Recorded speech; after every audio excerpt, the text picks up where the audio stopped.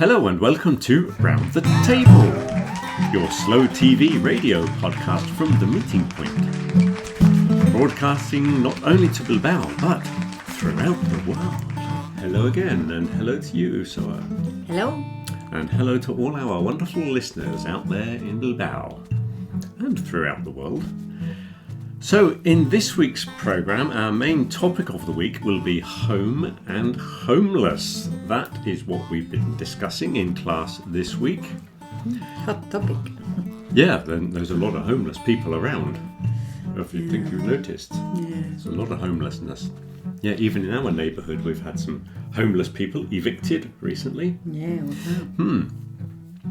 But before we begin the topic of home and homeless, we've got typical mistakes. 3 typical mistakes that have occurred this week. We've got a pronunciation problem. We have a word that's very difficult to say. And we'll be discussing an interesting word. The word this week will be the word bored, which is a very interesting word. I think you'll agree. So, let's begin with this week's typical mistakes.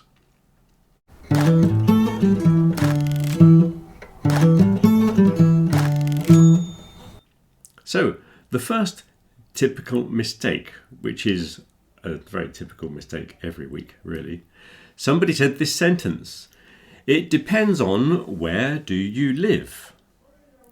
And another person said this sentence in another lesson: "You have to think about where do you want to live."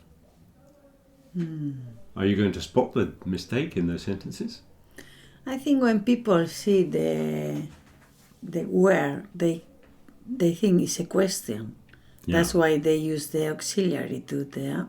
They always, yeah. But you don't really need it, do you? You don't really This need is it, not no. a question. It's not a question. This is correct. It depends on, the on there is optional. Some people use on, some people don't. It depends on where you live would be the correct sentence. Yes, the reason it happens is because people get accustomed to making questions with words like who, what, where, how, etc. And they get used to, usually making the question inversion or inserting the auxiliary in this case. And sometimes you have a more complex sentence that features a where clause in the second part. Yeah? So if you start a sentence with something like, I don't know who he is. Of course, the question would be, who is he? Yeah. Yeah? But in the sentence, I don't know who he is, there is no question. Yeah. So don't do that inversion of, I don't know who is he, as a lot of people do. Yeah. It's a very common mistake. And it's also the same thing, if you look into it, it's the same as when you do indirect questions. Yeah. Could you tell me who he is? Yeah. Yeah, that's another thing. And reported questions. There's a few things that you see in grammar, which is actually one grammatical problem. But it comes up in 3 or 4 different places when you study the grammar. I've seen this mistake a lot this week because we've been doing, can you tell me... Yeah. I asking for directions. So Yeah. Can you tell me where the bus station is? Yeah. Not can you tell me where is the bus station? Yeah. And everybody says, can you tell me where is the bus station? Yeah. I think It's not a huge mistake, though, is it? Everyone would understand what the question is. Yeah. But it's because it's not a question. Well, could you tell me? That's the question. Yeah. But it's very difficult to change after all these years trying to say, where is the bus station? Yeah. So it's just a more complex sentence. Yeah. But it's because there is no question in those sentences. I'd like to know, I don't know, things like that at the beginning. Yeah. I'm just looking at it depends on. Another common mistake is it depends of. Oh, yeah. Everybody says of, don't they? Yeah, it's very common. Yeah. Yes, depends on. That is the preposition there. Depends on. Another one, somebody said this week, when we were talking about the price of flats, somebody said they are not cheap too. Yeah, that's another one. And it's not cheap too, it's they are not cheap either, because the sentence is negative. You could say they are cheap too, or they are also cheap, etc. Yeah. But when it's negative, they are not cheap either. You want either at the end there to agree with a negative. Another one that's come up for the last couple of weeks with phrases like I prefer. Okay, and people get confused when they're making negatives. And the example this week, this is an incorrect sentence. I prefer don't say. Now, if you look at in the positive, it's I prefer to say. Yeah. To make the negative, you just insert the not there. I prefer not to say. Okay? You don't need the auxiliary do in there. And a lot of people do that mistake. It's very common. And those are the typical mistakes for this week. Okay, let's move on to pronunciation problems.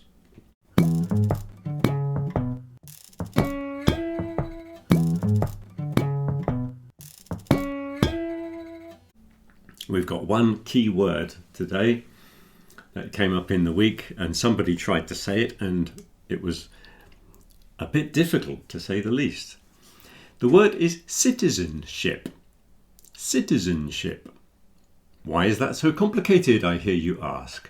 Well, it's got three distinct sounds in there that are very closely related. You got at the beginning a s in sit, sit. Then it goes citizen, zen. You've got the Z in the middle, z. And then it goes to a sh in ship. So you have three sounds, s, z, sh.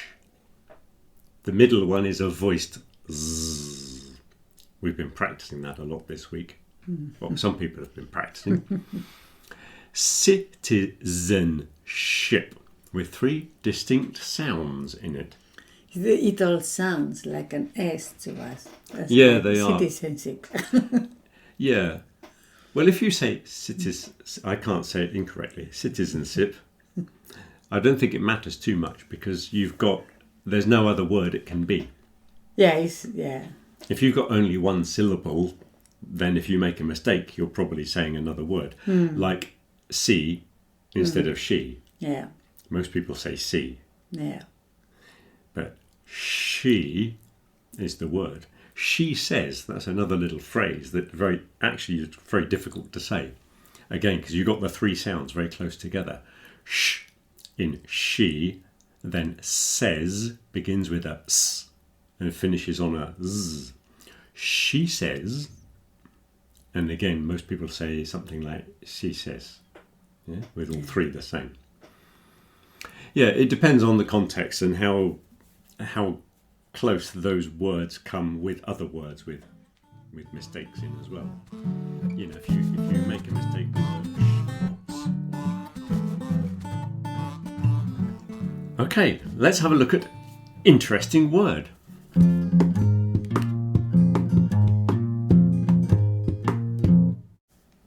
And this week's interesting word is the word board. So a board is a long rectangular piece of wood. It came up in conversation this week because we were talking about floorboards. These things on the floor of the room, pieces of wood that you make the floor with. They're called floorboards. They're boards that are on the floor. But most people are more familiar with things like skateboards and surfboards, because I suppose the original surfboard was a long piece of wood. Obviously they're not rectangular pieces of wood anymore, but back in the day surfboards were long rectangular pieces of wood. Skateboards, snowboards, all very similar things. If you're in a classroom situation, you might have a whiteboard or a blackboard. The blackboards are the old-fashioned ones. The more modern ones are whiteboards. And then you have a notice board, which can also be known as a pin board because you pin notices on it. sometimes a bulletin board. It's got 3 names. In the airport, you might have noticed the arrivals or departure board, the big board there with the information on it.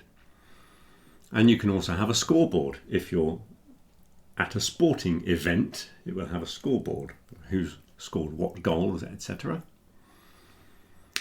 There are various ones to do with games, for example, board games. There are things called board games that are games that are played on a board. So chess, if you play chess, you play it on a chessboard. And you have Monopoly boards and things like that. So they're called board games, the ones that you play at Christmas with your family, if you do that kind of thing. In the house, in your kitchen, you might have a chopping board or a cutting board. It's the same thing, where you cut your vegetables or you chop your vegetables. They're chopping boards. You also have an ironing board that you use to do the ironing.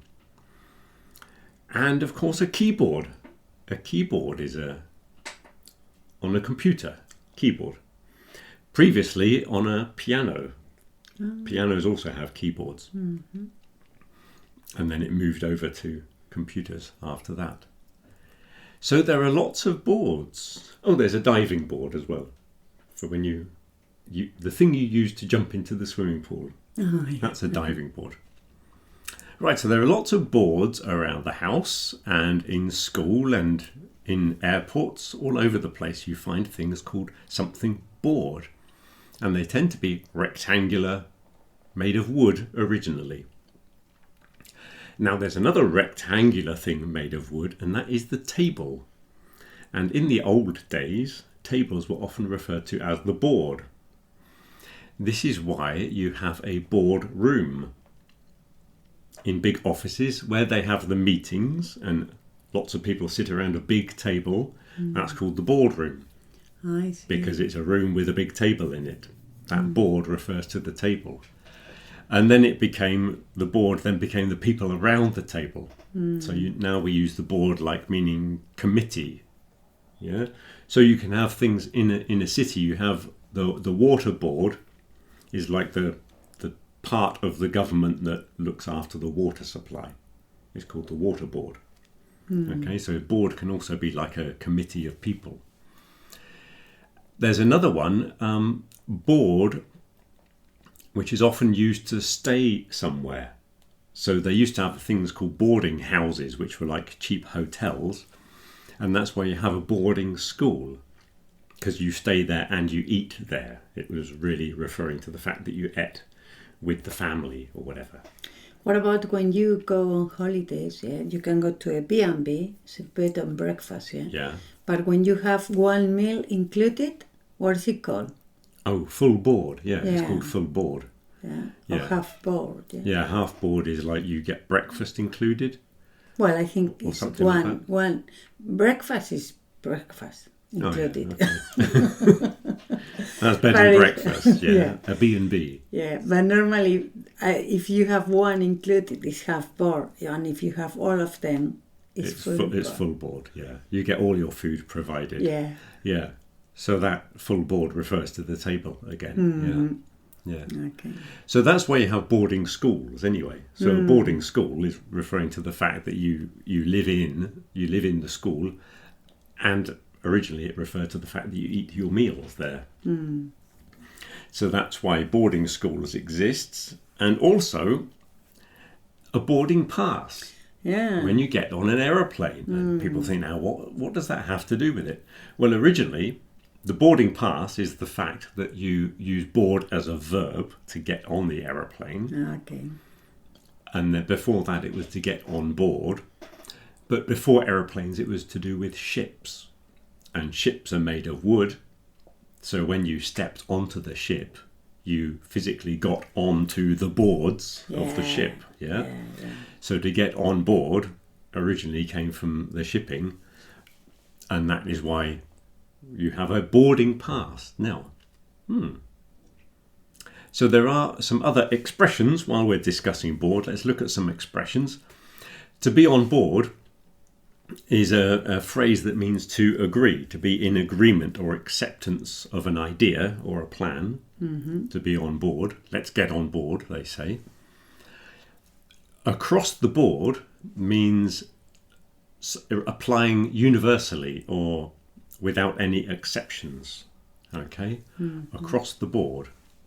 If they say there was agreement across the board, it means everybody agreed, nobody disagreed. Across the board. They won't use that sentence very often nowadays. No, it doesn't happen, no. And another one you don't hear much these days is above board, meaning honest and legitimate, like not cheating. Well, no. Above the board. So it really means over on top of the table rather than passing something under the table, which would be like a criminal way of passing something to somebody. Yeah. So, yeah, a lot of things go under the table, especially when you're talking politics. But that's why above board means honest. There you go. Very good, very good. So board is a really interesting word, isn't it? It is. Anyway, so shall we get on with the discussion of the week? So the topic we've had this week has been home and homeless.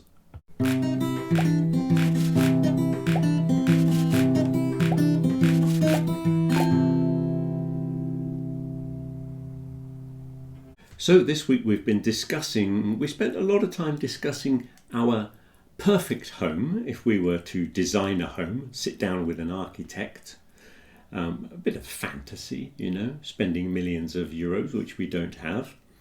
But if we sat down with an architect, how would we begin? Most people like to start with the kitchen. That's good. Yeah, we've got to sort the food out first. Yeah. But we spent a lot of time talking about the homeless situation, the problem of homelessness. Homelessness is the noun. And it's a big problem everywhere you go. It is, yeah. And it's getting worse. And it will get even worse if possible. Yeah. Yeah, what do you think? I mean, like in Bilbao, for example, they are building like everywhere, like really tall buildings. And I always wonder, who's coming? Like, who's gonna live in those houses and all that? Because I think in Spain, in general, there is like more than one flat per person. There's a huge number of spaces available, so there shouldn't really be homeless people. Do you mean they are empty houses, or people have to? Well, I think a lot of people have two homes, don't they? It seems to be very common here. Yeah. Some people have them because it's their family home, for example, and that's where they go in the summer. Yeah. And other people because it's a way of invest money. Yeah. But thinking about the homeless people, we were talking about the people that live under bridges. There's the guy that lives under Zubizuri Bridge, who's basically got a mattress and he's put some cardboard boxes around to sort of stop the wind blowing in. And we were saying that if you were building houses to home the homeless people, you wouldn't have to offer them much to be an improvement on a mattress under a bridge. Yeah. Like a tiny room with a bed and a cupboard and a sink with a tap would be an improvement, wouldn't it? Yeah, and that'll be like loads.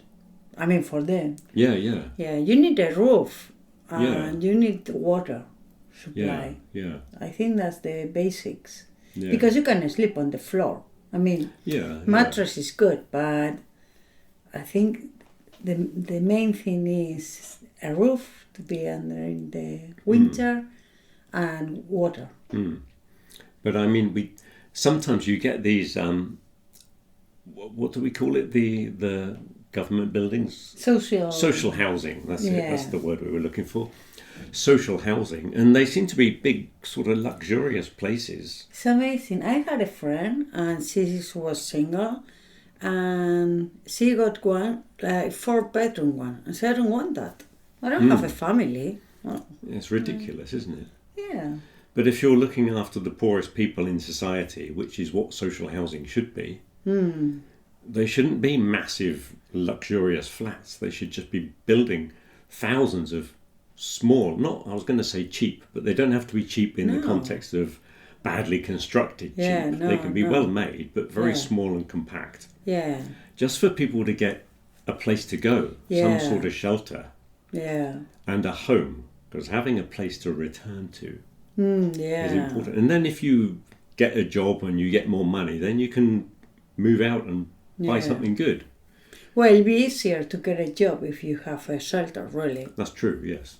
In fact, didn't you say that in somewhere they had this experiment, and instead of giving them, I don't know, maybe 300 euros a month, they gave them 2,000. So they could start off with something. Yes. And it was a better way to get a place. You're able to have a shower and then get organized. It was in that book Utopia for Realists that I read. There was a place in London where they did an experiment where they saw the same homeless people near the offices every day, and people would give them £1, buy them a cup of tea and things like that. And I think they selected half a dozen homeless people and went and gave them like £1,000 each, just to see what would happen. And within a couple of weeks, none of them they weren't homeless anymore. Yeah. Because I think one of them just went and bought a mobile phone. Yeah, and straight away he had a number and a contact, and then he was able to find work. And another one was always trying to find enough money to put a deposit on a flat. Yeah. And so he could then move into some sort of accommodation. And they found that giving people a lump sum, called a lump sum, when you get all the money at once instead of little bits of money over a period of time. So a lump sum is one big payment.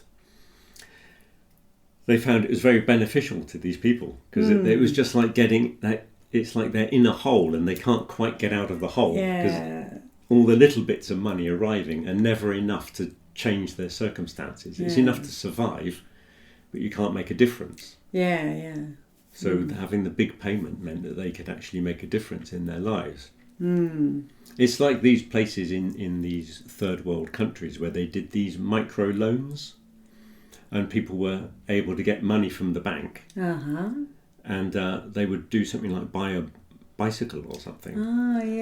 Or a sewing machine. And with a little bit of investment, then they had the opportunity to set up small businesses and things. And it made a huge difference.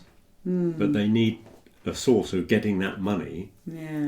Because people don't really want to sit around being lazy and surviving on handouts from other people. Well, I think it must be so hard. There's an interesting word. Handouts, from the phrasal verb to hand out, like to distribute. So handouts are like money that you're given by other people. Yeah, I don't think people like doing that. No, I think people generally do have pride, and they want to do something and feel that they're functional members of society if they can. Yeah. And anyone can be in that situation, really. That's the problem, yeah. I don't think people realise how precarious life can be sometimes. Yeah. Well, imagine what is happening now in Valencia. Yeah. Like, today you've got your nice house, and 2 hours later, everything is under the ground.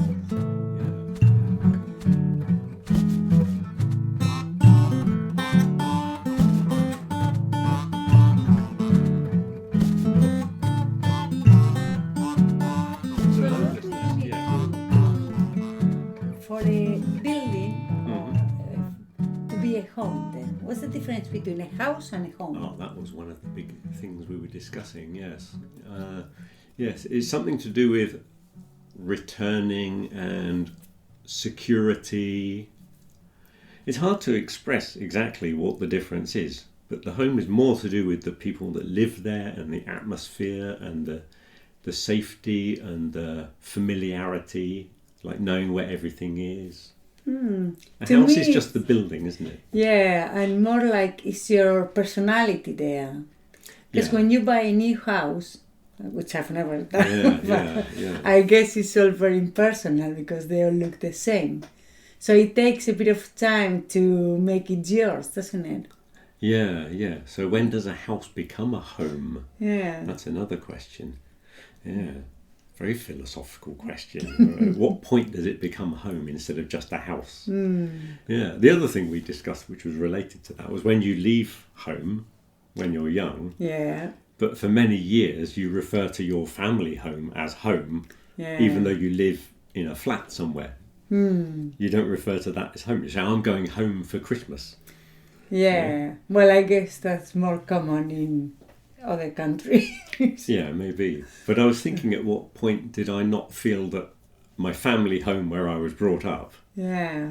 When did I stop thinking of that as going home? Instead, now returning here is going home. Yeah. I feel that I'm coming home when I arrive back here in Bilbao. Yeah. But I don't know at what point it changed. Yeah.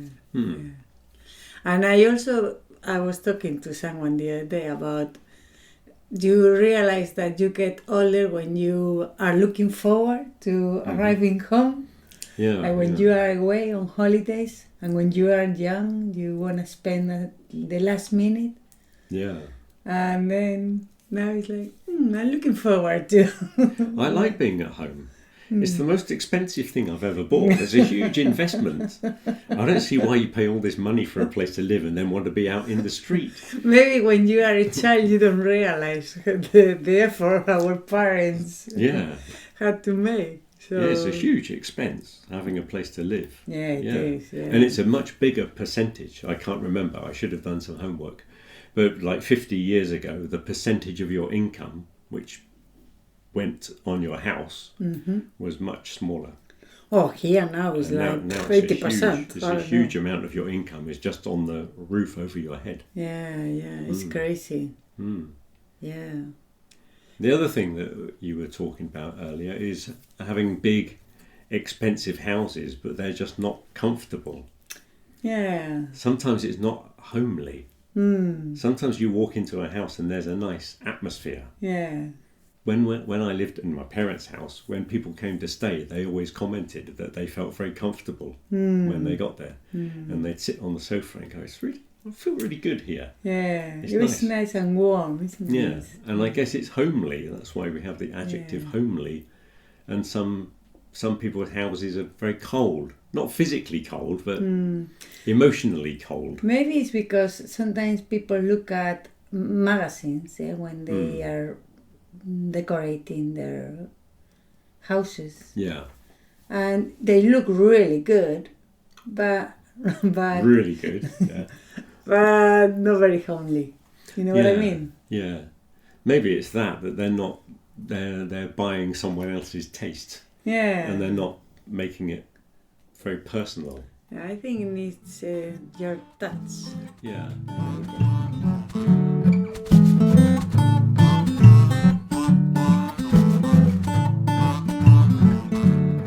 Another thing about when your home becomes your home, a lot of it is to do with if you're renting a place, you, in the back of your mind, I suppose that you're thinking in 2 or 3 years I'll move to another place. Yeah. So you don't really settle in the same way. Yeah, no, I think you know that it's not your home really. Yeah. So you don't make any special decoration, for example, I suppose if you're in a situation where, in the past, we used to have council houses that were like social housing. Social housing, yeah. They were like independent, what do you call them? Detached houses or semi-detached. Oh yeah. So you get a house with a garden. And everything. But they were built by the council, the local government. Well, in London. They used to have them all over. They had them in Barnstaple as well, up in Forches was all council. And back in the 1980s, when Thatcher was in charge, she introduced this right to buy idea. So people who'd been renting for a long time then had the opportunity to buy their house at quite a cheap price. But the trouble is, they didn't replace them with other social housing. So people bought their houses and then council houses sort of disappeared. But in the past, they weren't the best houses, and you tended to have, it was always known as being a bit of a rough neighbourhood, because you tended to have a lot of, they weren't all criminals or anything like that, but they tended to be the poorer end of society that lived there. So they had a bit of a bad reputation. But when they got sold off, then nothing was ever replaced. That's the problem. But anyway, I think if you're in long-term renting, if you're renting from like the local council, they're not going to just come round and say, right, you have to leave. Yeah. But if you're in private renting, you never know how long you're going to be there. Yeah, that's the problem. So maybe it's something to do with the security.